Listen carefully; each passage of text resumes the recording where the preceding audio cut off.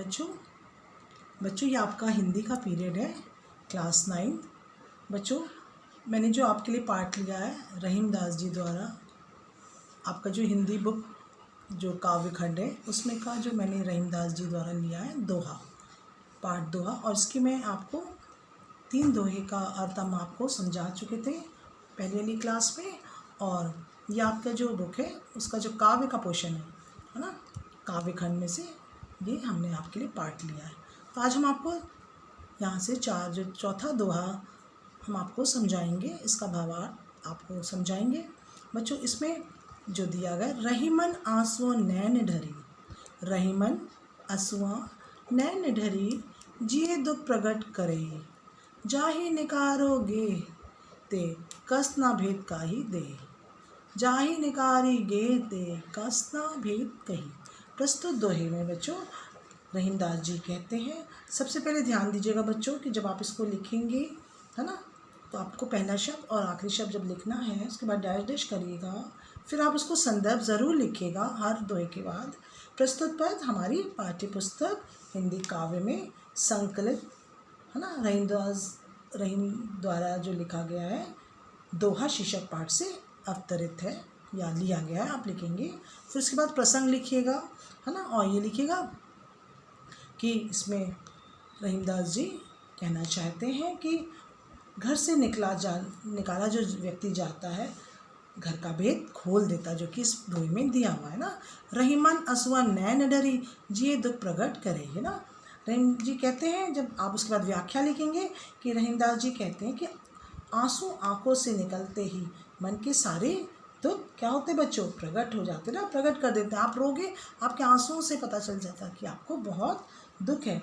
कवि का कहना है कि बच्चों कि जिस व्यक्ति को घर से निकाला जाए है ना, जो आंसुओं से नैन से दुख प्रकट करता, जाही निकारोगे ही है ना, इसमें जाही माने जिसे और गे माने घर है ना, जिसको लिखा इसमें कि फिर जिसको भी आप जिस भी व्यक्ति को घर से निकाला जाएगा वह घर के सारे भेद क्यों ना कह देगा।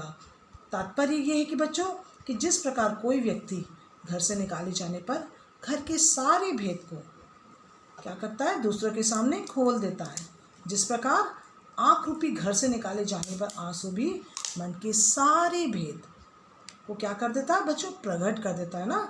आंसू अपनी उपस्थिति से ये प्रकट करते हैं कि व्यक्ति के हृदय में क्या है बच्चों, दुख है ना। फिर हम देखते हैं 5वां दोहा, काही रहीम संपत्ति सगे बनत बहुत बहुरीति, कही रहीम संपत्ति सगे बनत बहुत बहुरीति, विपत्ति कसौटी जे कसे ते ही सांचे मीत, है ना। अब इसमें क्या कहा गया है, फिर आप संदर्भ लिखेंगे ना, सबसे पहले क्या लिखेंगे, संदर्भ लिखेंगे, फिर प्रसंग, फिर व्याख्या। प्रस्तुत पद, तो बच्चों इसमें जब आप संदर्भ लिखेंगे, प्रस्तुत पद हमारी पाठ्य पुस्तक हिंदी काव्य से संकलित है और रहीम दास द्वारा लिखा हुआ शीर्षक पाठ से दोहा पाठ से लिया गया है ना। और इसमें भी आप लिखेंगे, प्रसंग भी लिखेंगे। प्रस्तुत दोहे में कवि ने किसको बताने की कोशिश की है, सच्चे मित्र की पहचान बताई ना। काही रहीम संपत्ति सगे है ना, कहने का उनका तात्पर्य है कि सच्चे मीत माने मित्र होते हैं और साचे माने सच्चे। इसमें कवि ने कहा है, कवि कहते हैं कि जब व्यक्ति के पास संपत्ति होती ना, काही रहीम संपत्ति, जब व्यक्ति के पास पैसे कौड़ी यानी संपत्ति होती है तो अनेक लोग तरह तरह से उसके सगे संबंधी बन जाते हैं ना। कौन बन जाता है, जबकि मनुष्य के पास संपत्ति पैसा कौड़ी रहता है तो सब क्या हो जाते हैं, सगे बनत बहुत बहुरीति, यानी बहुत लोग उसके अपने हो जाते हैं है ना। किंतु विपत्ति कसौटी, किंतु जो विपत्ति के समय भी मित्रता नहीं छोड़ते वे ही सच्चे मित्र होते हैं। और इस प्रकार सच्चा मित्र विपत्ति की कसौटी पर सदैव क्या होता है, खरा निकलता ना। इसमें इस दोहे के द्वारा रहीम दास जी ने सच्चे मित्र की पहचान को बतलाया। फिर हम देखते हैं छठा,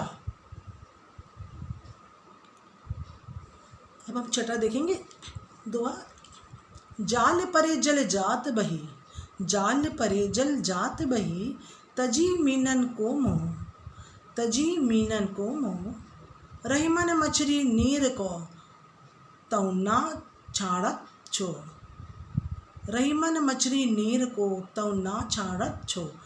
बच्चों प्रस्तुत उसमें भी आपको संदर्भ लिखना। प्रस्तुत पद हमारी पाठ्य पुस्तक रहीमदास जी द्वारा दोहा शीर्षक पाठ से लिया गया है। और प्रसंग में आपको लिखना होगा प्रस्तुत दोहे में मछली के सच्चे प्रेम का आदर्श बताया है ना। और इसमें ध्यान दीजिएगा तजी माने, है ना, तजी माने छोड़कर, और मीनन को क्या कहेंगे, मीनन माने मछलियों का, ध्यान दीजिएगा। और छो माने वियोग, यानी कि ध्यान दीजिए जाल परे जल जाति बही, तजी मीनन का मोह। प्रस्तुत दोहे में कहा है जब मछली, है ना, पकड़ने के लिए नदी में जाल को क्या जाता है, जाल माने जाल को जब डाला जाता है तब मछली जाल में क्या होती है, फंस जाती है ना। प्रस्तुत दोहे में क्या बताया जा रहा है कि जब मछली पकड़ने के लिए नदी में जाल डाला जाता है तब मछली जाल में फंस जाती है और अपनी पानी और क्या करती है, अपनी पानी से अपनी जो सहेली मछलियों को क्या करती है, त्याग देती है ना। हाँ, त्याग कर, मोह त्याग कर आगे निकल जाता है ना। यानी कि जो पानी होता है बच्चों, जब मछली जाल में आ गई तो क्या होगा, पानी तो वहीं रह जाएगा। यानी कहने का तात्पर्य जो पानी अपनी सहेली मछली को त्याग कर, यानी जो उसका प्यार होता है उसका मोह को त्याग कर क्या होता, आगे निकल जाता। भाई पानी तो बही रहा ना बच्चों, और मछली क्या हुआ, जाल में आ गई। लेकिन बच्चों ध्यान दिएगा, जब मछली को हम जाल में ले तो कैसे तड़पती रहती ना, क्यों, वो बिन पानी के नहीं रह पाती, बिन पानी के कहते ना वो मछली मर जाती है। लेकिन जो पानी है क्या उसका, उसको भाई जाल निकाला, जालों में मछली फंस गई और पानी क्या हुआ बच्चों, बह गया, है ना। रहीमन मछली नीर को तो ना छोड़ा नहीं। परंतु मछली को जल से इतना बच्चों प्रेम होता है कि अपने पानी के बिना क्या होती बच्चों, क्या होती है, तड़प तड़प कर ना, तड़प तड़प कर क्या हो जाती है, मर जाती। सच्चे प्रेम की क्या है बच्चों, यही छाड़क छे ही ना बच्चों। छो माने छो का मतलब होता है वियोग ना, दुख में क्या हो जाती है, पानी के दुख में तड़प तड़प कर वो मर जाती है ना। यही सच्चे मित्र की क्या है बच्चों, सही सच्चे प्रेम की ये आदर्श बन गया ना, सच्चा प्रेम। प्रस्तुत दोहे मछली को सच्चे प्रेम का आदर्श क्या है, बनाया गया है कि मछली, पानी तो बह गया लेकिन मछली पानी के बिना तड़प तड़प कर मर गई। दीन सबन को लखत है, सातवें में प्रस्तुत दोहे में दीन सबन को लखत है, दीन ही लिखे ना कोय, जो रहीम दीन ही लिखे दीन बंधु सम होए, जो रहीम दीन ही लिखे दीन बंधु सब होए। बच्चों इसमें दीन माने निर्धन को दिखाया गया और लखत माने देखते हैं, है ना। इसमें भी वही आप लिखोगे, संदर्भ लिखोगे प्रस्तुत पाठ, है ना, से पुस्तक हिंदी काव्य से ये दोहा अवतरित है। और इसमें भी आप संदर्भ लिखोगे, फिर प्रसंग लिखोगे। प्रस्तुत दोहे में रहीमदास जी ने बताया है कि जो व्यक्ति गरीब के प्रति प्रेम करने वाला होता है, इस दोहे के माध्यम से रहीमदास जी क्या कहते हैं, जो व्यक्ति गरीबों के प्रति प्रेम करने वाला होता है वह परमात्मा के समान है ना। तो दिखा ना, दीन सबन को लखत दीन ही लिखे ना कोय, जो रहीम दीन ही लिखे दीन बंधु सम हो। इसमें कहने का तात्पर्य, रहीम जी कहते हैं निर्धन व्यक्ति तो सबको देखता है ना। निर्धन व्यक्ति क्या करता है, सबको देखता है, अर्थात सभी के संयोग का क्या होता है, वो आभारी होता है ना, सभी को संयोग भी देता है। इसके विपरीत गरीब व्यक्ति क्या होता है, इसके विपरीत गरीब की ओर से किसी का भी ध्यान नहीं होता है। रहीम जी कहते हैं कि निर्धन व्यक्ति तो सबको देखता है ना, अर्थात सभी के संयोग का क्या होता है, संयोग भी देता है सबको। इसके विपरीत गरीब जो होता है बच्चों की ओर से किसी पर क्या होता है बच्चों, ध्यान नहीं होता, उसकी सभी उपेक्षा करते हैं ना। क्या करते हैं, उसकी सभी उपेक्षा करते हैं। जो लोग गरीबों को देखते हैं, जो लोग गरीबों को देखते हैं अर्थात उनसे प्रेम करते हैं, उनका संयोग करते हैं, वे दीन के क्या होते हैं, वे दीनों के भाई अर्थात भगवान के क्या होंगे, दीन बंधु यानी उनके भगवान के समान होते हैं। अर्थात जो व्यक्ति गरीबों के प्रति प्रेम करने वाला होता है वह परमात्मा के समान है। फिर हम देखते हैं आठवां, प्रीतम छवि नैन बसी। प्रीतम छवि नैनन बसी पर छवि कहाँ समाए, पर छवि कहाँ समाए। भरी सराय रहीम लखी, भरी सराय रहीम लखी, पथिक आपू फिरी जाए, पथिक आपू फिरी जाए। इसमें भी बच्चों क्या होगा, वैसे ही आप लिखेंगे संदर्भ लिखेंगे बच्चों। इसमें भी संदर्भ होगा ना, प्रस्तुत पद हमारी पाठ्य पुस्तक हिंदी काव्य से, और इसके रचयिता रहीम जी हैं और दोहा पाठ से लिया गया। इसी तरह से आप लिखिएगा। फिर आप लिखिएगा प्रसंग। प्रस्तुत दोहे में कवि ने ईश्वर के प्रति अपने प्रेम की अन्यथा मैंने बहुत ज़्यादा प्रकाश डाला है ना, कि किस तरह से वो अपने प्रेम को उन्होंने प्रकट किया है। और रहीम जी कहते हैं कि प्रीतम छवि है ना, परिछवि माने दूसरों की सुंदरता।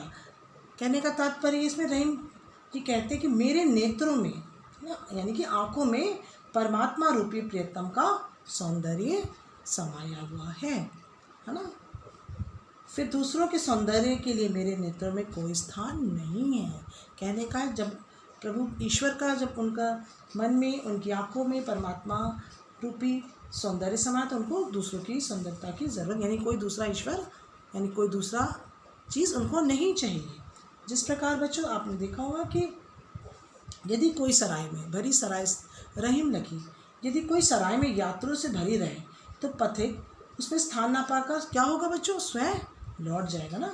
जब उनका तात्पर्य कहने का कि अपने प्रेम को प्रकट किया है कि यदि कवि कहते हैं कि मेरे नेत्रों में परमात्मा रूपी प्रियतम का सौंदर्य क्या इतना समाया हुआ कि फिर दूसरे सौंदर्य के लिए मेरे नेत्रों में कोई भी स्थान नहीं है। जिस प्रकार सराय में यात्रियों से भरी रहे तो बच्चों कोई दूसरा यात्री जाएगा, जब वहाँ जगह नहीं मिलेगी तो क्या होगा, लौट जाएगा ना। फिर हम 9 वाले को देखते हैं, दोहा को। रहीमन धागा प्रेम का, रहीमन धागा प्रेम का, मत तोरे चटकाए, मत तोरे चटकाए, टूटे ते फिरी ना जुरे, टूटे ते फिरी ना जुरे, जुरे गांठ फिर परी जाए, जुरे गांठ परी जाए। इसमें भी बच्चों आपको वैसे ही संदर्भ लिखना है बच्चों। इसमें भी संदर्भ आप वैसे ही लिखेंगे और प्रसंग में लिखेंगे। प्रस्तुत दोहे में कवि ने कहा कि प्रेम के संबंधों को कभी भी समाप्त नहीं करना चाहिए ना। तो रहीमा ने तोड़कर इसमें दिया हुआ है ना, ध्यान दीजिएगा बच्चों। और जुरे माने जोड़ता है ना।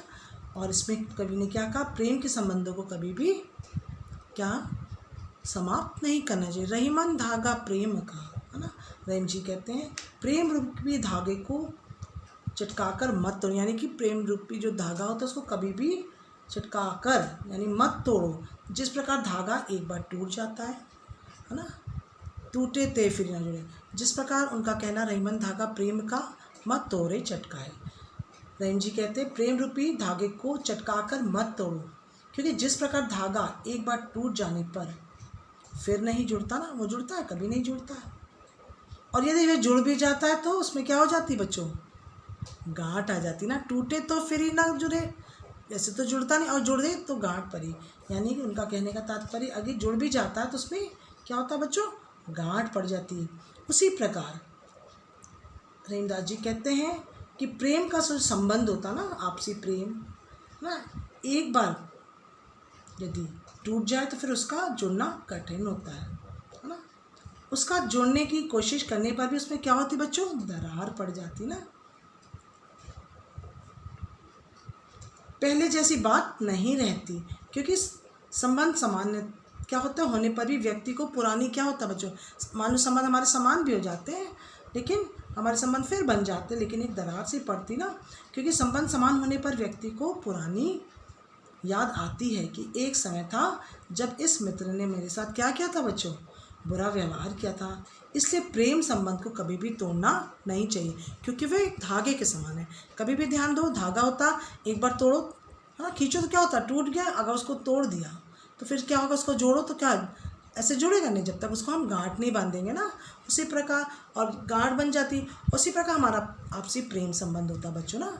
हम अपने आप घर वालों से, अपने सगे संबंधी से प्रेम करते हैं, और यदि इस प्रेम के संबंध को हम तोड़ देते हैं तो बच्चों तो क्या हो जाता है, एक बार दरार पड़ जाती है ना, तो वो वाला संबंध दोबारा नहीं आता। चाहे आपके बच्चों सहेली हो, चाहे जैसे भी संबंध हो, किसी से भी, आपके रिश्तेदारों से हो, आपकी सहेलियों से हो, तो एक बार क्या होता है, जब हमारा अच्छा संबंध टूट जाता है और दोबारा हम जोड़ने की कोशिश करते हैं तो उसमें एक तरह से दरार पड़ती है। और जब हम अच्छा व्यवहार दोबारा हम करते भी हैं, संबंध सामान्य भी हो जाते हैं, लेकिन हमारे मन में वो बुरी चीज़ याद रहती है कि इसने हमारे साथ बुरा व्यवहार किया था। इसलिए हमें अच्छे व्यवहार को, अच्छे संबंध को कभी भी तोड़ना नहीं चाहिए। तो बच्चों, मैं अपनी कक्षा को यही समाप्त करती हूँ, और मैंने आपको 1 से लेकर, पहले हमने 3 तक आपको पहली क्लास में बताया था, और इस वाली क्लास में हमने आपको, यानी कि जो आज मैं आपको पढ़ा रही हूँ, 4 से लेकर 9 तक सारे दोहे को मैंने आपको बता दिया कि सबसे पहले आपको संदर्भ लिखना है ना, फिर आपको प्रसंग लिखना है, फिर आपको व्याख्या करनी है। तो बच्चों, मैं अपनी कक्षा को यहीं समाप्त करती हूँ। धन्यवाद।